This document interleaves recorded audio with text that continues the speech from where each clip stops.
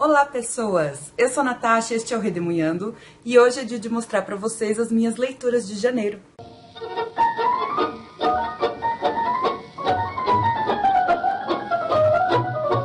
Gente, o ano começou assim excelente de leituras, eu tô até com medo de como é que eu vou fazer o vídeo de melhores leituras do ano de 2018 se continuar nesse ritmo de ótimas leituras que eu tive só no mês de janeiro. Eu comecei o ano lendo o primeiro livro publicado pelo Friedrich Nietzsche, que é O Nascimento da Tragédia, esse pela Companhia de Bolso. É um livrinho pequeno que traz alguns conceitos-chave da filosofia do Nietzsche, como os impulsos estéticos do apolíneo e do dionisíaco, a completude da tragédia grega, que ele considera um tipo de arte o mais completo possível.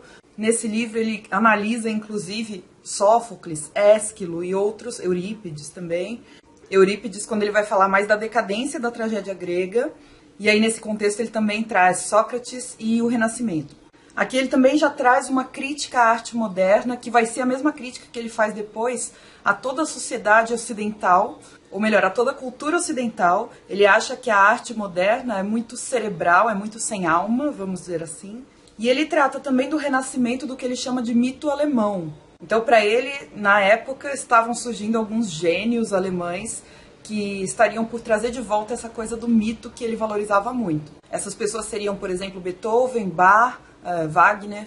Eu achei que essa é uma obra muito boa para começar os estudos sobre Nietzsche, mas é muito mais legal se o leitor já tiver noção de alguns conceitos dele. E para isso eu recomendo uma série de aulas que tem aqui no YouTube, do professor Clóvis de Barros Filho, da USP, em que ele nos apresenta alguns conceitos fundamentais do pensamento nietzschiano e de uma maneira super acessível. Eu vou deixar aí embaixo os links para quem tiver a fim de assistir e saber um pouquinho mais sobre Nietzsche. Vale muito a pena, ainda mais assistir as aulas antes de ler o livro, para a gente já ir para o texto do Nietzsche com uma noção do todo da filosofia dele. Assim, eu acho que ajuda muito. Quanto ao estilo do texto do Nietzsche, eu achei um estilo peculiar, porque é um estilo muito grandioso, não é muito objetivo. Uma coisa que me chamou a atenção foi que os períodos são muito grandes, assim, são enormes mesmo, e é uma coisa que eu sei que eu tendo a fazer quando eu escrevo, e eu não gosto. Então, quando eu li, na hora, eu fiquei meio, nossa, que frase enorme que esse cara montou, sabe? O vocabulário dele também é bem amplo, e tudo isso faz O Nascimento da Tragédia não ser o livro mais fácil, né, de mais fácil leitura do mundo. Mas, ao mesmo tempo, Nietzsche é muito bom de criar imagens com palavras. Ele cria várias metáforas assim que você consegue enxergar pelas palavras dele. Então o texto fica muito vívido e muito ilustrativo. Eu adorei essa parte. Eu não sei quem conhece um pouco das ideias do Nietzsche aqui e nos outros livros, provavelmente. Ele é muito elitista naquilo que ele pensa. É perceptível que ele despreza a maioria das pessoas e também muitos aspectos do Ocidente da época dele. Mas vale demais a leitura, eu adorei. Ainda em janeiro eu li um livro que se relaciona com ele, vou fazer um vídeo inteiro para vocês e eu falo daqui a pouco qual foi. Para o meu projeto de ler mais autoras negras e autores negros, em janeiro eu li Enquanto os Dentes, do Carlos Eduardo Pereira, pela editora Todavia. O Carlos Eduardo Pereira é do Rio de Janeiro, um autor brasileiro contemporâneo. É um livro em que nós acompanhamos o protagonista, Antônio, em sua mudança de casa. Ele está saindo de um apartamento que era dele e voltando para a casa dos pais. E ele não vê o pai há mais de 20 anos, eles são meio que brigados. Esse nosso protagonista é negro, é gay, é cadeirante, é artista e ele é também de classe média. Mas o texto em si, a história em si, não gira em torno de nenhum desses pontos específicos, ou de nenhuma dessas características, elas não são o mote do livro.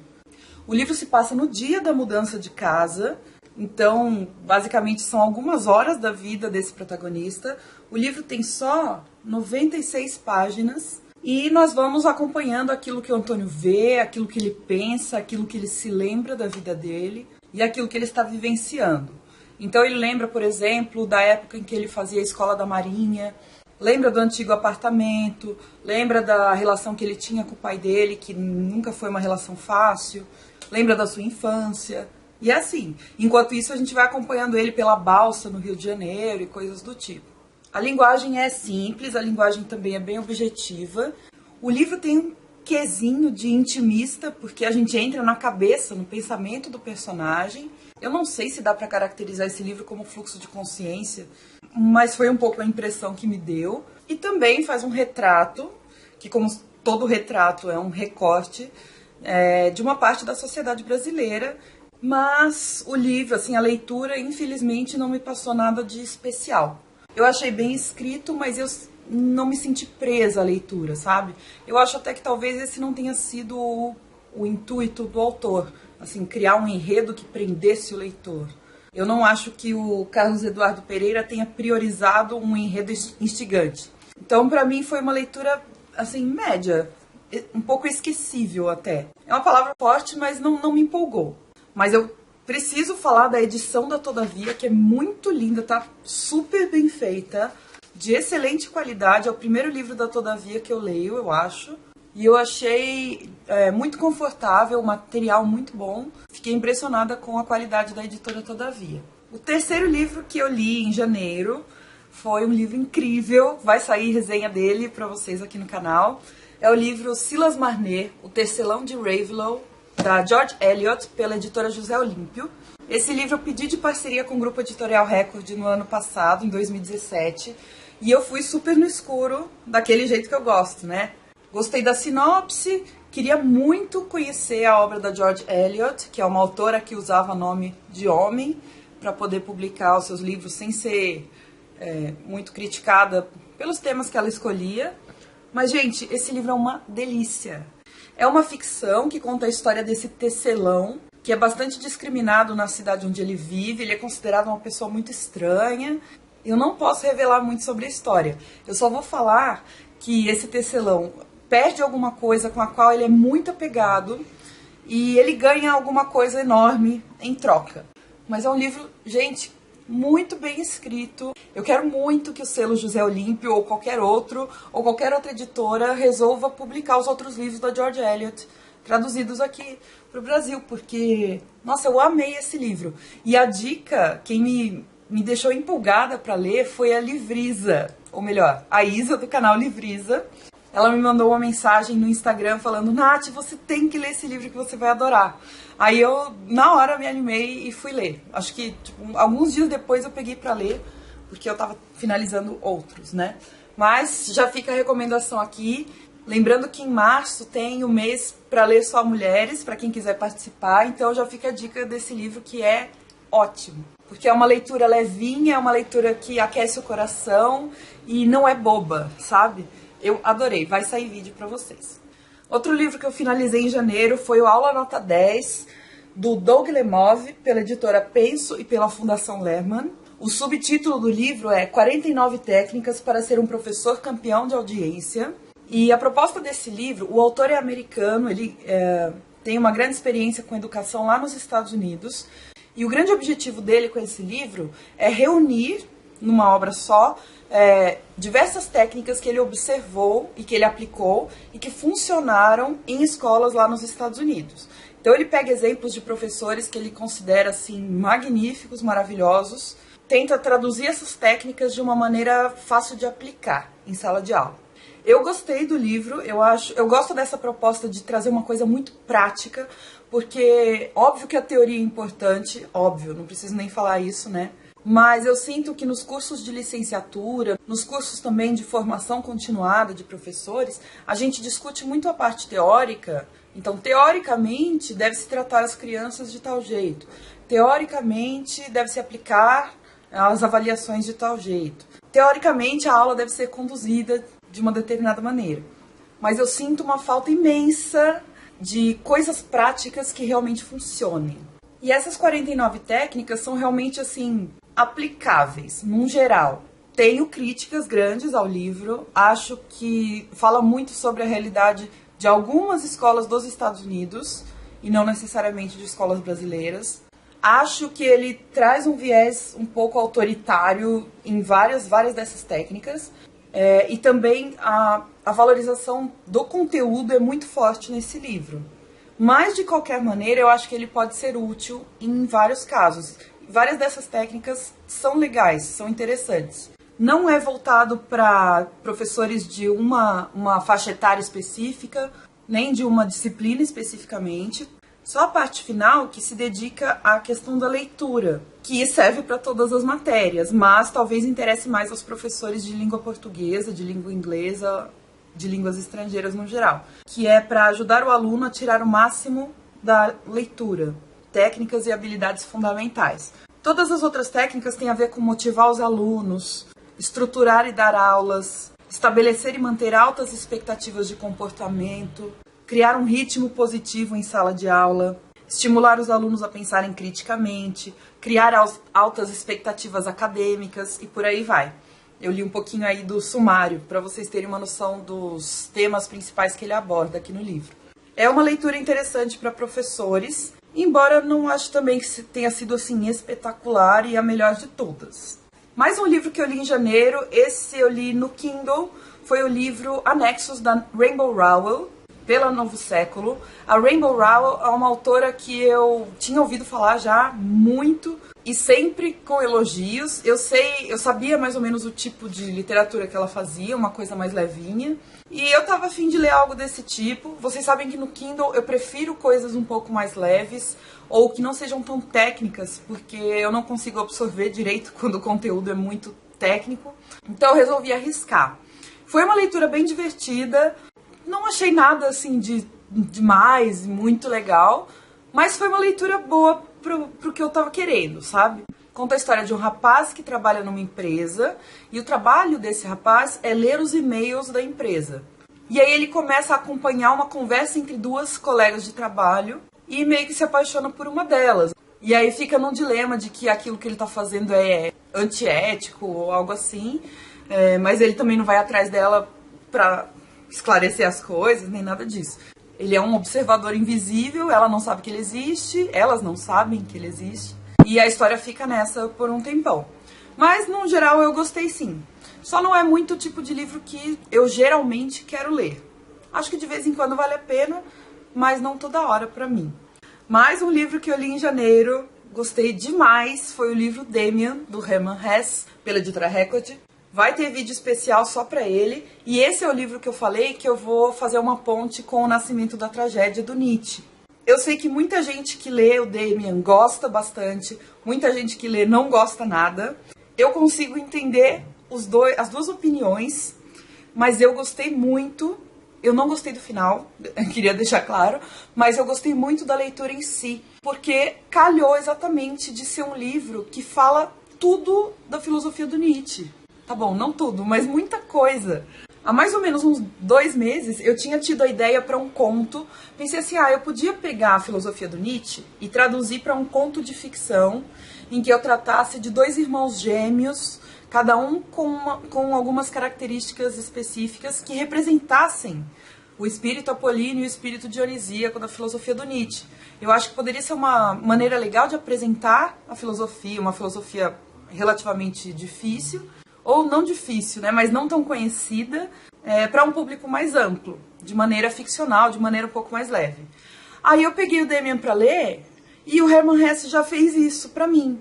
Ele não trabalha com essa coisa dos gêmeos, mas no livro tá tudo ali.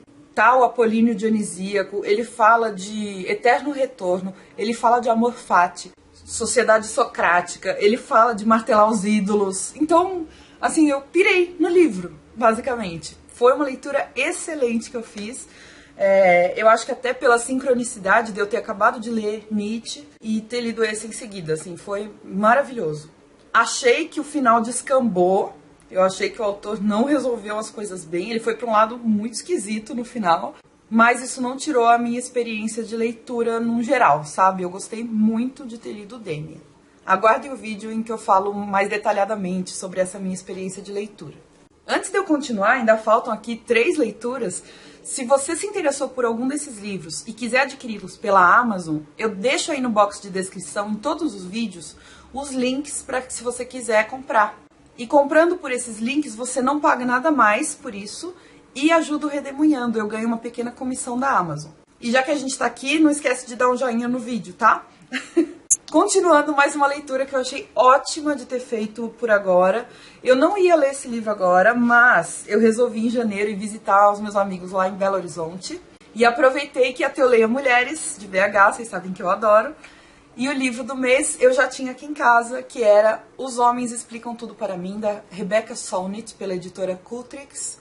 A Gabi, do canal Estantes Perdidas, também tá lendo, ela tá fazendo um projeto de leituras feministas e vai ser bem legal de acompanhar. Eu vou deixar o vídeo em que ela fala sobre esse projeto aí na descrição do vídeo.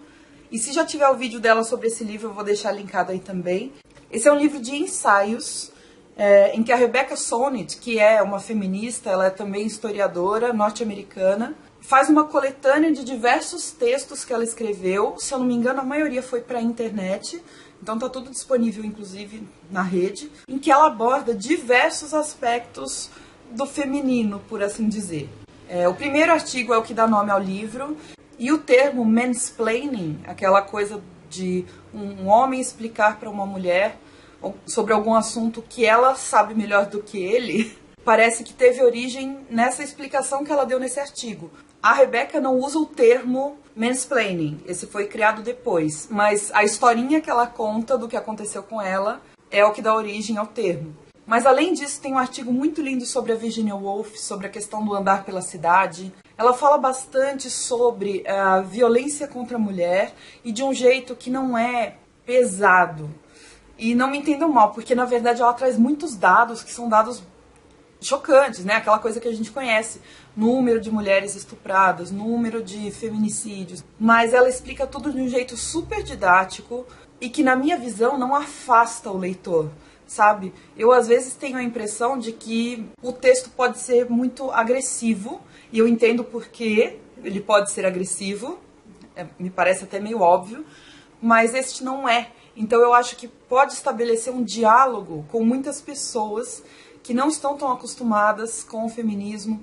Tem um texto lindo que ela fala sobre as avós, ou sobre o apagamento que as mulheres sofrem ao longo da história, sobre a falta de credibilidade que as mulheres, no geral, têm ao falar sobre algum assunto ou ao denunciar seus agressores. A primeira coisa que se faz é realmente tirar toda a credibilidade daquele depoimento. E, enfim, gente, é um livro rico, simples, ele não é um livro complexo. Também acho que tem alguns pontos falhos, vamos dizer assim.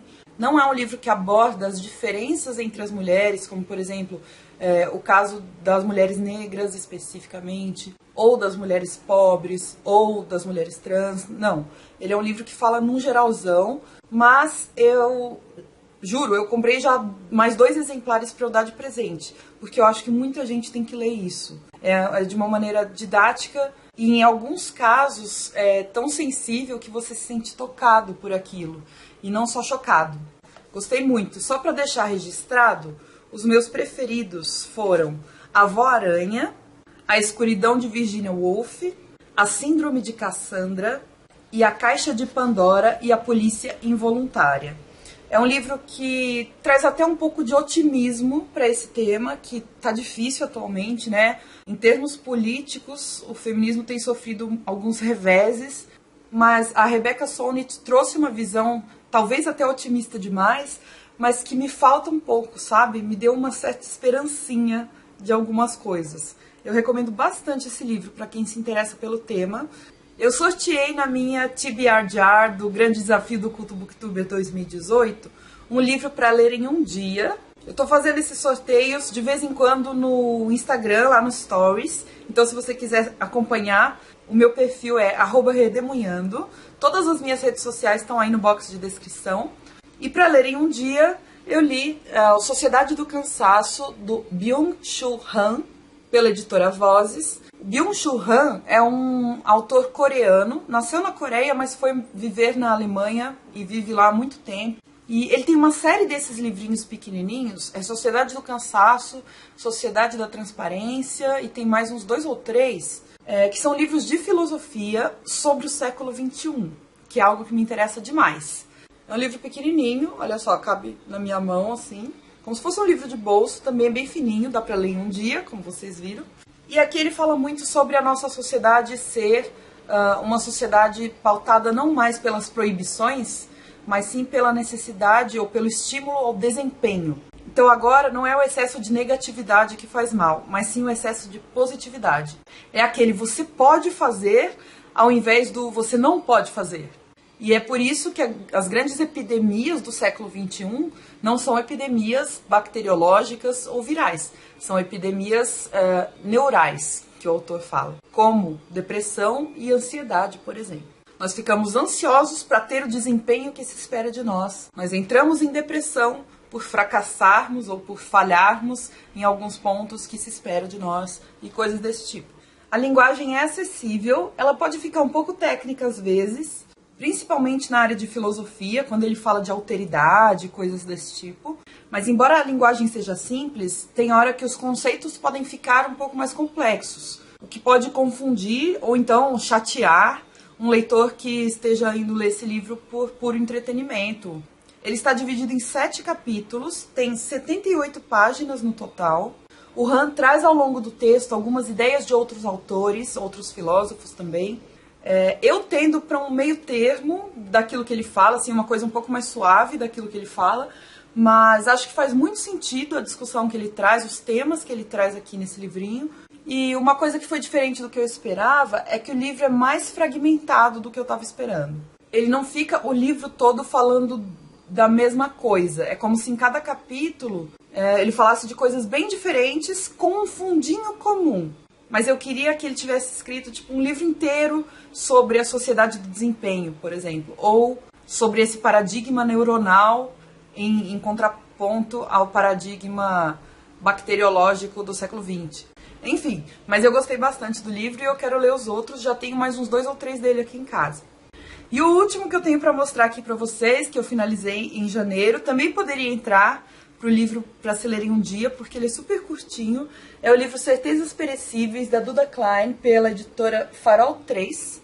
Eu conheço a Duda Klein aqui do Booktube, esse é o primeiro livro dela lançado, ele é bem curtinho, é uma coletânea de crônicas, poesias e pensamentos, e eu achei esse livro a cara da Duda.